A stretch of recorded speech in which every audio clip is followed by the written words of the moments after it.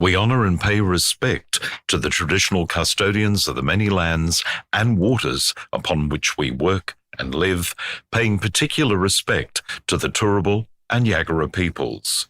QPP recognises that this land is unceded and has always been under First Nations custodianship. We pay our respects to elders past and present and to emerging community leaders. In this podcast, there may be issues, concepts, information, and reminiscences which may be triggering for some people. Listener discretion is advised, and resources are available should you find sections of this podcast challenging. Hello, and thank you for joining us again for another episode of Snack, the podcast series that's looking at aged care, where we break down some of the big questions around what it really means to be person-centred. My name is Blair Martin. I'm your host. In this season of the podcast, we're talking about HIV and how the home care workforce can confidently engage with people living with HIV. Today, I'm joined by Dr. Lisa Wojciechowski and Ash Broom to discuss how the home care workforce can create inclusive and safe environments for their HIV-positive clients. Lisa is a social worker with several years of experience working alongside people with HIV within hospital and community-based settings. Lisa is currently the Life Plus Manager at QPP in Brisbane. Ash Broom is the Diversity and Equity Training Officer at the Queensland Council for LGBTI Health. Ash has worked in the LGBTIQ plus health area for 15 years, focusing on the last 5 years on developing inclusive practice in aged care settings and supporting organisations to embed diversity quality standards. Would you warmly welcome Lisa and Ash, and thank you both for joining me and those listening to this podcast today. Thank you. Thanks for having us. Ash, if I may start with you, pronouns. What pronouns do you use, please? My pronouns are they, them, theirs. Thank you very much. And Lisa? I'm she, her. And mine are he, him, or they, them, either. I don't mind. So we'll kick off by discussing person-centred care. Now, this is a very specific question. We're looking at people who are living with HIV, or more broadly, people who identify as LGBTQI+, or diverse in gender and sexuality. I'll ask Lisa first, just how important is the focus to be people-centred? Person-centred? The focus is really important if we think about people living with HIV can engender a broad range of identities. So if we think about within Australia, while the majority of people living with HIV are gay men or men who have sex with men, around about 60%, we also have about 45% of people who weren't born in Australia living with HIV. When we think about the idea of intersectionality, which is the idea that the ways in which different aspects of a person's identity can expose them to overlapping forms of discrimination and marginalisation, we think about how people's different identities can potentially impact how they might experience home care workers or how they might receive care and support. The thought that comes to mind is this is probably the most person-centred environment that a home care or aged care worker would find themselves in. Ideally, yes. I think we need to acknowledge for workers, though, people don't know what they don't know. So if they don't have personal experience with loved ones in their lives that are HIV positive or from the LGBTIQ plus communities, or they haven't had that professional experience before, it may just not be a part of their world or their frame of reference. So workers really need to be supported in ongoing learning and development and actually being able to do person-centred care with people from different marginalised groups. In the work that you've done, what have you seen as some of the key things that have made person-centred care work? I think just normalizing it for people. Like often when I do training, people are like, oh no, I'm going to get it wrong. I'm going to say the wrong words. It's okay. You will stuff it up. What matters is that you recognize that and then you repair afterwards. We're all human beings, and working in any kind of diversity, equity space with marginalized groups, it's ongoing learning constantly. We're never going to get to that gold standard of knowing everything, but actually stepping through what has been people's lived experience and how it has affected them practically, and then what that means for people then accessing services now, and how that can make people feel very vulnerable. And kind of we need to, the onus is on service providers and workers to be trauma informed and to almost like over communicate about people's rights. I like what you said earlier. Just admit you'll get it wrong. Say to the person that you're providing the aged or at-home care, I'm really sorry about this. Is there a way we can repair, learn? I'm just a little bit aware that some people say, I'm not here to educate you. You go and educate yourself. I'm not your teacher. What do we do with maybe that little conflict point? I think it's being aware of the line between your responsibility within your professional role, and also if you're needing professional development, to actually go back to your organisation and say, actually, I need this support to work with people appropriately. And also being clear about whether you're asking from a point of curiosity or whether you're asking about information to actually deliver a service properly or appropriately for that person. If it's curiosity, that means you need to go Google, at least. Good old Dr. Google, welcome, welcome. But that isn't actually a bad thing, that if you can start your search and then engage with the people that are your provider as your employer, saying, let's do better. Yeah. Let's be better than this. And people will say, yeah, I like working with you because you've made an effort to understand. Lisa, coming back to the world of social work and looking at those very specific problems, the people sitting around this table recording this podcast, none of us immediately identify by image or by any other form as First Nations or born overseas or people of colour. We have a responsibility to just take a bit more of time of allowing that space to be filled by those people, by having language and cultural differences talked about. In your world of social work, what are the things that work in allowing that to happen? I think it's tricky, right? If we think about the people providing care and support, have a think about where you might come from. What did HIV mean in your country of origin where you grew up? And what have your experiences with HIV stigma and discrimination been? And how might that meet with the person you're actually talking to? The other thing that's important to consider as well is with, particularly for people who might belong to the LGBTIQA plus community or people living with HIV, you might not even know their status or their sexuality. They might not tell you. And they might not feel safe to tell you if you start using language that doesn't feel quite right or doesn't feel safe either. So again, that point, Ash, that you made around Googling it, doing better, asking if you think that there's gaps in your knowledge or understanding, or you feel a bit funny about these sorts of things, then absolutely go out there and find out a little bit more. The understanding of making sure you know how you're going to interact with the person. What is it that someone can understand just how much of an impact, a negative impact, that can have on people? Yeah, there's an activity we do, Decades of Discrimination. We actually go back to the 40s. So what was happening in Australia during that time for particularly LGBTIQ plus communities, and obviously a large part of the 80s is around the HIV epidemic. And it's about unpacking, for example, gay men back in the day having criminal convictions for consensual adult relationships that stayed on their records for years. So that impacted their ability to have a job, apply for a bank loan. They've got to write that down. Can they even volunteer and contribute to their community? So they've not only has that happened back in the day, it's stayed with them for years. It's taken a long time for authorities, the powers that be, to say, oops, sorry, that wasn't a great idea doing that. Sorry about all the trauma. And so now suddenly people are just going to be okay with that. So if they're going to have reminders or triggers of those things in the past, of course there's going to be distrust and hurt and pain there, and people are going to be self-protective.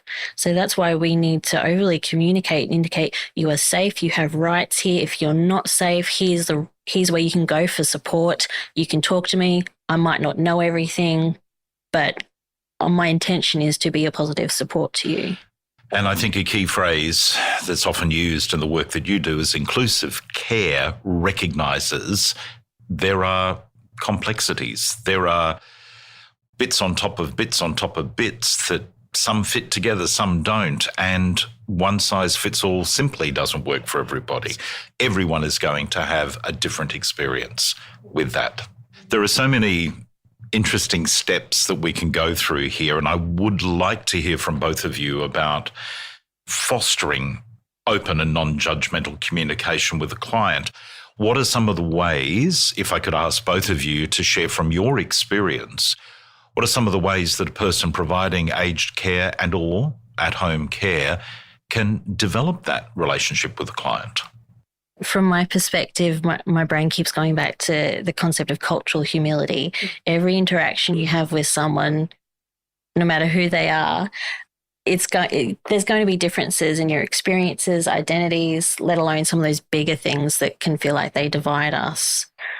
If you just approach it that every conversation you have is cross-cultural and being mindful of that, and having the humility to know, like I said, you will stuff it up and that's okay. But I love that phrase you've just used, cultural humility. It's wonderful. It's a beautiful phrase to carry. And a part of that is being aware of your own privileges and disadvantages as well, and how that plays into the lens which you view the world. And then obviously the assumptions that we inherently make about people, we do that. That's how our brains understand the world around us. We want to categorize and label and do all of that. So I think in person-centered care, it's where you practice and you develop the skills to kind of pump those mental brakes on labeling too quickly when we're working with people.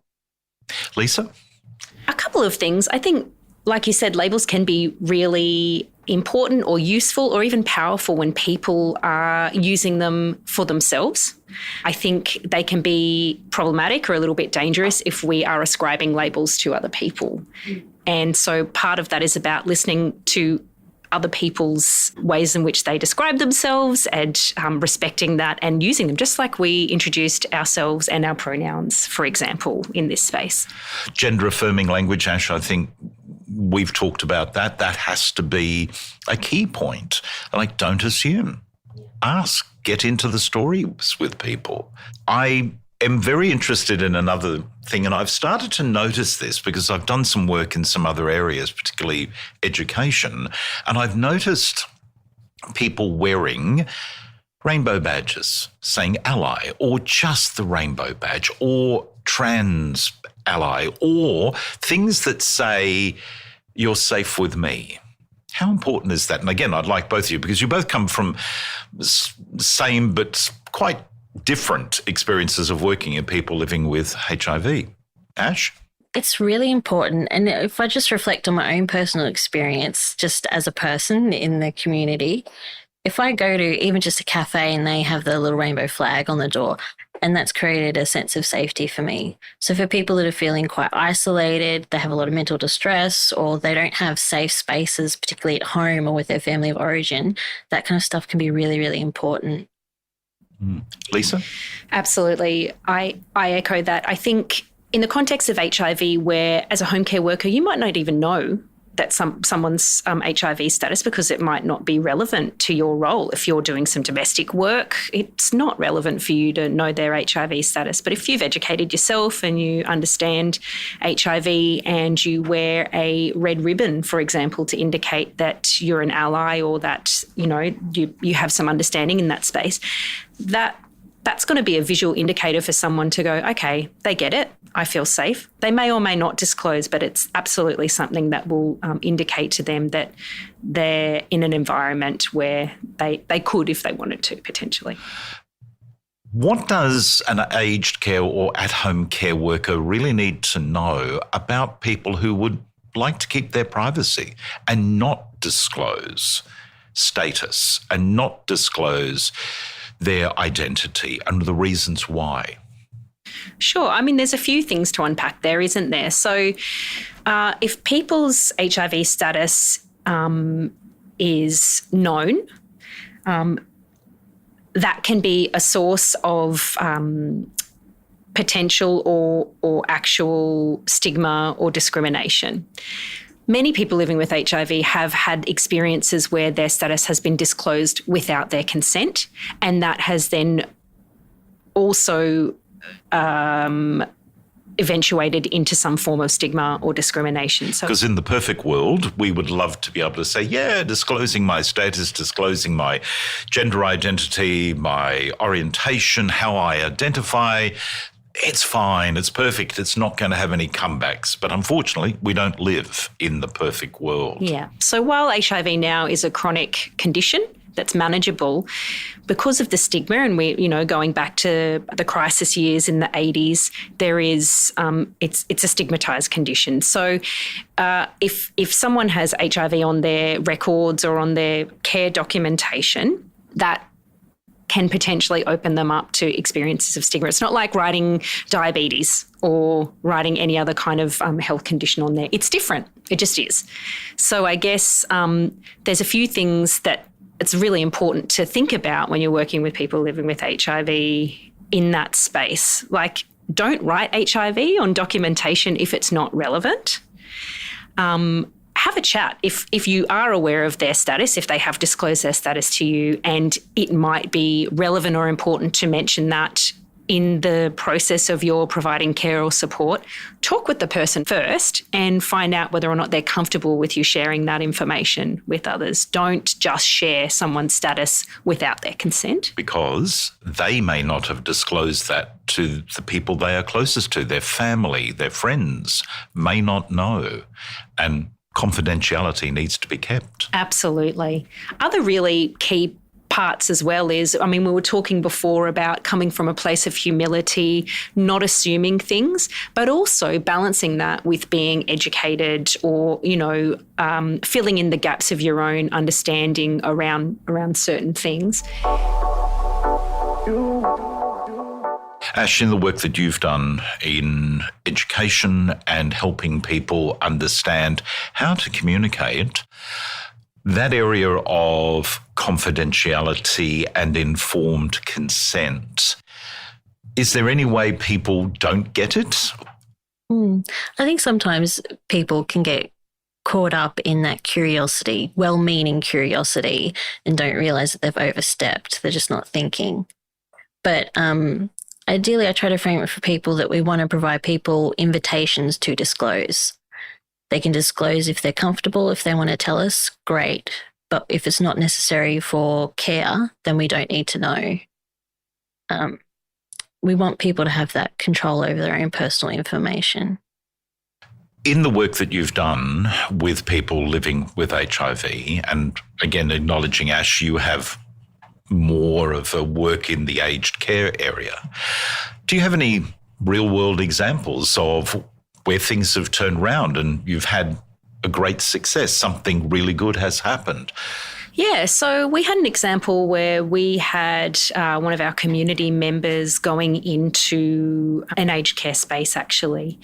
And one of our workers had noticed that the staff were using PPE equipment that wasn't required. So, and that's another form of maybe inadvertent stigma and discrimination. Their bosses had gone and had a look at their health and safety requirements, said, yep, you need to use PPE for this situation. So it was a situation organisationally was incorrect. They had the incorrect information, well-meaning people, but obviously harm had been created because it was an inappropriate use. Anyway, we were able to provide some education to the organisation with the consent, obviously, of the person who was receiving care. And that all changed. People, once they had knowledge, modern knowledge of HIV, not knowledge stuck back in the 80s, once people had a good understanding, then they were absolutely able to provide really good person-centred care for this individual. Well, thank you very much for joining all of us, those of us having this conversation and those who are listening. I give my warmest thanks again to Dr. Lisa Wojciechowski of QPP and Ash Broom of QC LGBTI Health. Thank you for joining us on Snack. QPP are a peer-led, community-based organisation based in Queensland who are committed to improving the lives of all people living with HIV. For more information on anything you have heard in this podcast, please refer to the show notes associated with this episode. Funding for this podcast has been provided by the Council on the Ageing Queensland Home Care Workforce Support Consortium as part of the Home Care Workforce Support Program, which was funded through grant funding from the Australian Government.